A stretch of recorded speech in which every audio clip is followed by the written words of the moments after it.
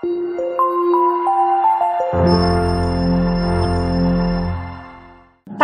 kita yang keren banget hari ini namanya Mbak Diandra Chandri Putri Maulina. Saya panggilnya sih Mbak Diandra. Nah, beliau ini seorang penyiar, produser, sekaligus voice over talent. Apaan sih itu? Pengisi suara gitu ya. Nah, saat ini Mbak Diandra sebagai seorang newscaster atau pembawa berita di Mahaka Radio Integra. Perempuan hebat di depan kita ini, teman-teman, sejak 2013 sudah menjadi seorang voice over talent di berbagai industri.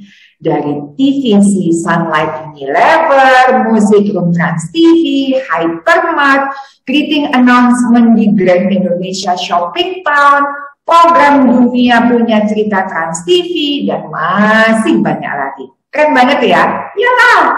So, penasaran dengan perjalanan Mbak Diandra selama menjadi seorang voice over talent? Ayo kita simak dulu salah satu karya. Simak abis salah satu karya keren Mbak Diandra berikut ini. Baru Wardah Color Fit Last All Day Lip Paint. Sekali swipe, long lasting hingga 12 jam. Dengan 12 warna yang transfer proof. Fit for long-lasting impression. Wardah Color Fit Last All Day Lip Paint. Keren kan? Tepuk tangan dulu dong buat Mbak Diandra.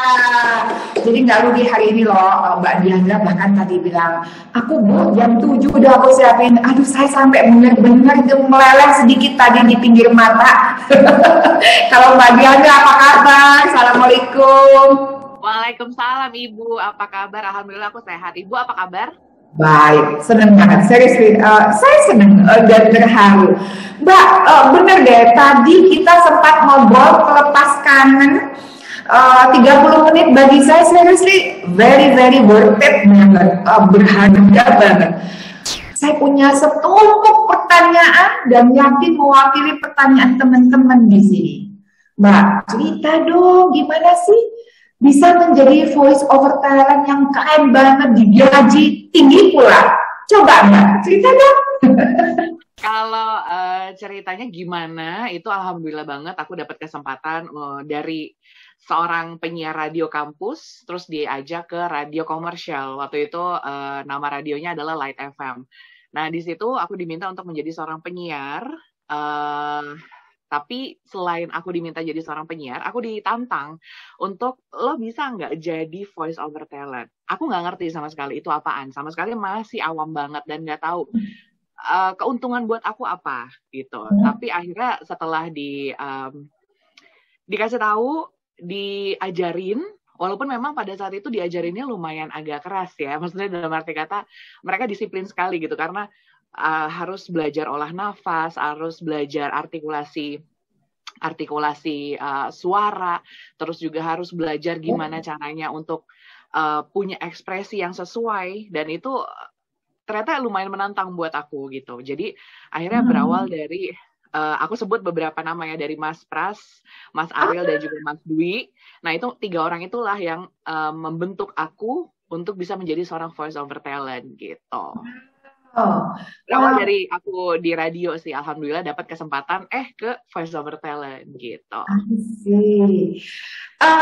Saya tertarik dengan kalimat Mbak yang di awal tadi loh. Kalimat gini, aku waktu itu sih nggak tahu ya nantinya aku dapat apa. Itu menarik banget. Kenapa? Biasanya, berarti kan gini, Mbak Diandra waktu itu kan pasti masih muda banget, bahkan fresh graduate ya, baru lulus kuliah ya. Ya, betul. Nah, gini, ngomong-ngomong nih, biasanya anak-anak yang baru lulus kuliah itu belum kerja aja udah ngitung duit, ya kan? Kok bisa Mbak Diandra disuruh apapun langsung mau? Ngomong apa sih sama diri Mbak tanpa berpikir nanti aku dapat apa sih? Kalau aku ngerasa apa yang sudah dikasih sama senior-senior aku itu di dunia radio, itu pasti ada manfaatnya buat aku. Jadi, sekalipun pada saat itu belum menghasilkan uang, aku ambil manfaatnya. Aku ambil pelajarannya. Aku ambil apa nih yang bisa gue petik dari pelajaran-pelajaran yang dikasih gitu. Jadi kayak misalkan, mau nggak menjadi seorang voice over talent? Oke, mau. belajar ya, iya belajar. Aku dulu masih ingat banget, Sabtu Minggu aku datang ke studio untuk cuma belajar jadi voice over talent. Di samping aku juga belajar sendiri.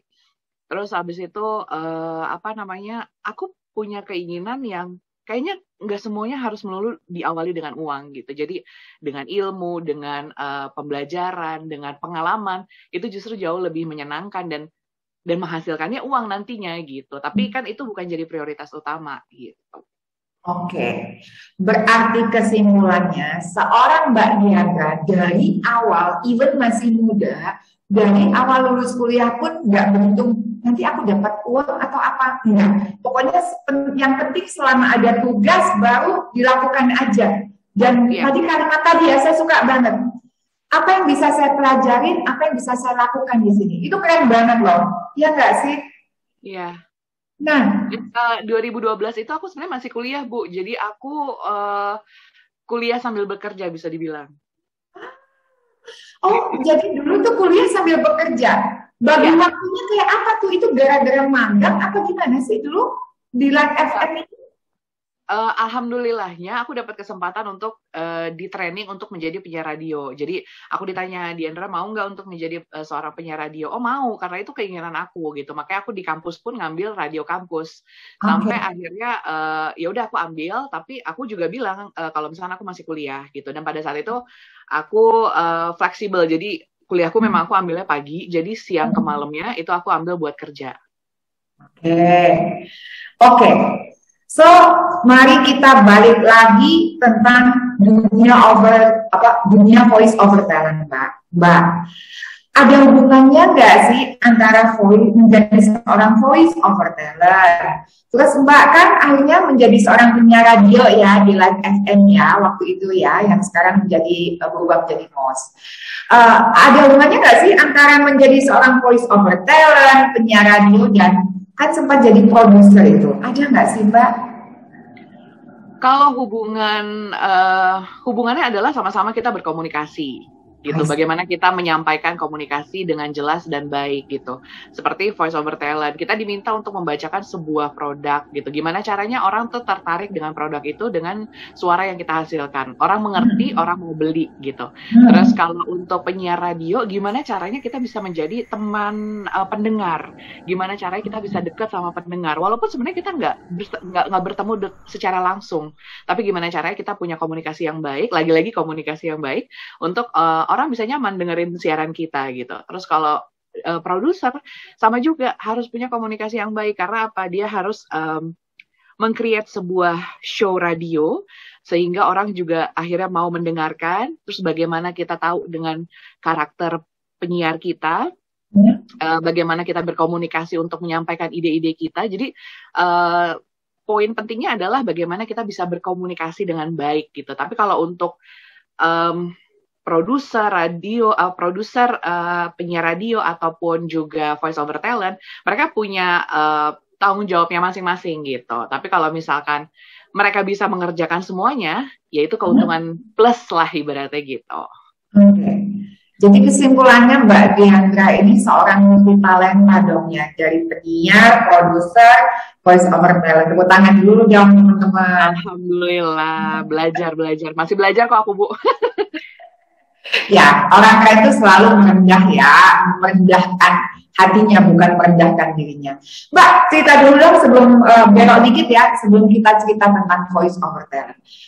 Jadi kesimpulannya gini ya, Bu, nggak ada hubungannya antara penyiar radio, produser, dan voice over talent. Tetapi mereka connected. Artinya untuk menjadi seorang voice over talent itu nanti sih, jangan dijawab dulu ya.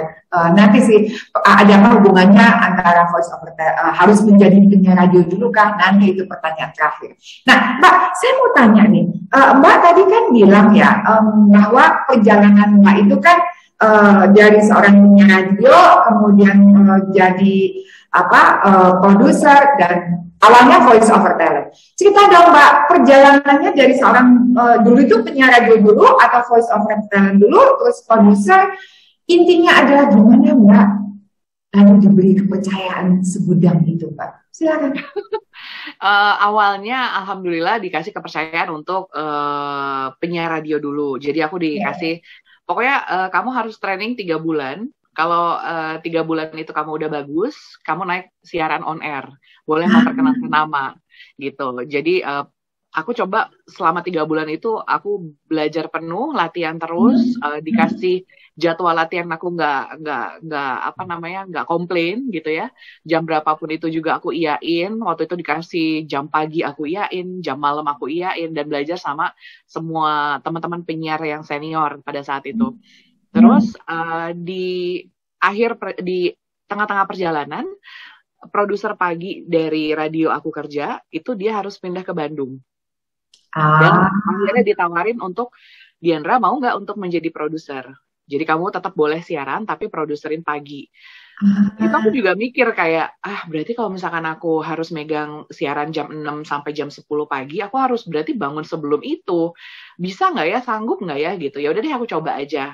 Pada saat itu jadi aku udah kerja, udah jalan dari rumah itu jam 5 pagi, terus prepare semuanya. Jadi aku selalu berharap sebelum penyiarku datang, aku udah prepare gitu. Jadi penyiarku datang udah tinggal enak aja gitu.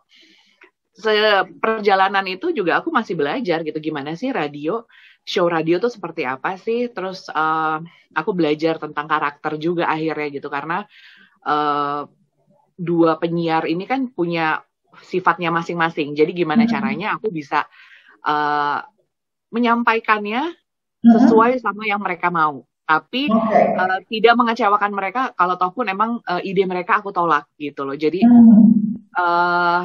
lumayan banyak belajar sih, dan banyak nggak enaknya juga waktu itu. Sempat dapat pengalaman-pengalaman yang nggak enak juga. Sempat aku dibilang, maaf ya, gimana sih lo nggak punya otak banget? Aku pernah digituin juga zaman dulu gitu, tapi nggak akhirnya membuat aku jadi marah, atau nggak akhirnya membuat aku jadi down gitu ya. Pada saat itu mungkin senior-senior dulu keras ya dalam mengajarkan kita pada saat itu gitu. Jadi ya aku ambil hikmahnya aja gitu, bahwa ya apa yang aku nggak tahu aku harus tanya gitu. Terus sampai akhirnya dapat kesempatan juga untuk ngisi beberapa iklan radio. Ya itulah awalnya aku menjadi seorang voice talent gitu. I see. Awalnya dari iklan-iklan radio dulu. Oke. Ada hal yang menarik loh dari seorang Mbak Diandra. Mbak Diandra tadi bilang gini, Bu, untuk acara pagi itu aku harus berangkat dari rumah jam 5 pagi. Bayangkan, ayo teman-teman ngaku deh, sudah pernah belum berangkat dari rumah jam 5 pagi? Gitu ya. Suka banget dengan mindset, pola pikir dan cara kerja Mbak Diandra. Yang jelas, satu nggak hitungan, dua benar-benar menunjukkan usahanya dengan kalimat tadi. Aku Bu dari awal memikirkan gimana caranya di setiap siaran radio itu harus mempersiapkan dulu benar-benar termasuk kebutuhan seniornya. Itu punya pemikiran kayak gitu itu awal-awalnya gimana sih Mbak? Mungkin alhamdulillah aku banyak berdialog sama kedua orang tua aku ya. Jadi papaku banyak kasih masukan, ibu aku juga banyak kasih masukan, dan alhamdulillah kami dibiasakan untuk berdialog apapun itu gitu. Jadi aku banyak terbantu dengan itu. Kepada mungkin pengalaman-pengalaman kehidupan dari dulu gitu ya, dari dulu aku kecil terus remaja sampai akhirnya beranjak dewasa, punya banyak pengalaman yang akhirnya aku juga bisa memilih gitu. Apa sih yang jadi prioritas, apa yang jadi nanti aja, apa yang nggak usah deh gitu. Akhirnya aku bisa memilih itu dengan pengalaman-pengalaman yang sudah aku lewatin. Salah satunya adalah gimana caranya aku nggak ikutan main-main sama teman-teman pada saat ngampus, dan fokus untuk aku harus lulus tepat waktu gitu. Dari situ aja aku udah berpikir bahwa aku harus punya prioritas, mana yang aku harus ambil duluan gitu. Jadi mungkin teman-teman dulu, main-main yuk ini apa segala macam, ya silahkan gitu. Tapi aku lebih mending di rumah istirahat, nanti aku kuliah lagi, aku main mah tetap main gitu, tapi tidak ikutin segala yang mereka harus mau, segala jadwal permainannya mereka gitu. Namanya anak-anak kan dulu pengennya main. Betul. Nih catat ya buat teman-teman khusus yang masih muda. Jadi kesimpulannya gini loh, kalau bisa kita tarik benang merah. Gak ada ceritanya seseorang cara kerjanya bagus tiba-tiba. Jadi kalau kita simak dari seorang Mbak Diandra seperti ini karena prinsipnya sejak waktu di rumah. main tetap pasti ada waktu main, tapi tidak ngikutin main terus kan biasanya anak muda gitu ya. Maaf, kalau yang punya pacar pacaran terus nggak mikirin kewajibannya apa. Karena percaya apa tidak, itu yang mempengaruhi cara kerja kita, gitu ya. Buktinya ketika di kampus benar-benar tahu kapan main, kapan kerja, kapan kuliah. Nah, saya punya pertanyaan dan itu jawaban Mbak Diandra nih kalau gitu.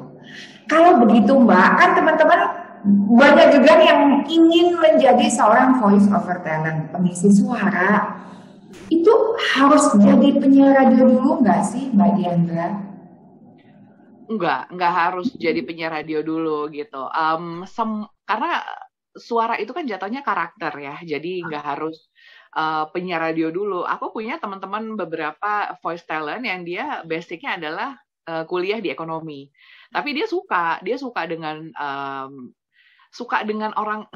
suara, suka dengan musik, suka dengan iklan-iklan, suka denger, pokoknya dia seneng lah gitu. Sampai akhirnya dia bilang, gimana ya caranya gue biar bisa jadi voice over talent? Ya lo coba aja latihan dulu, gini-gini segala macam.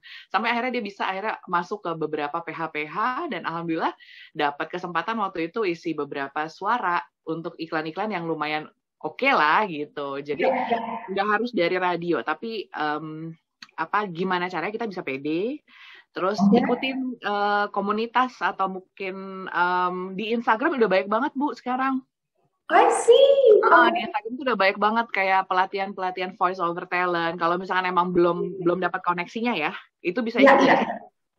Oh sih, itu dikasih kutipan sama Mbak Diandra. Jadi bagi teman-teman yang sudah mulai ada keinginan nih menjadi seorang voice over talent di Instagram, banyak cari komunitasnya, ikutin kursus-kursusnya, trainingnya gitu ya.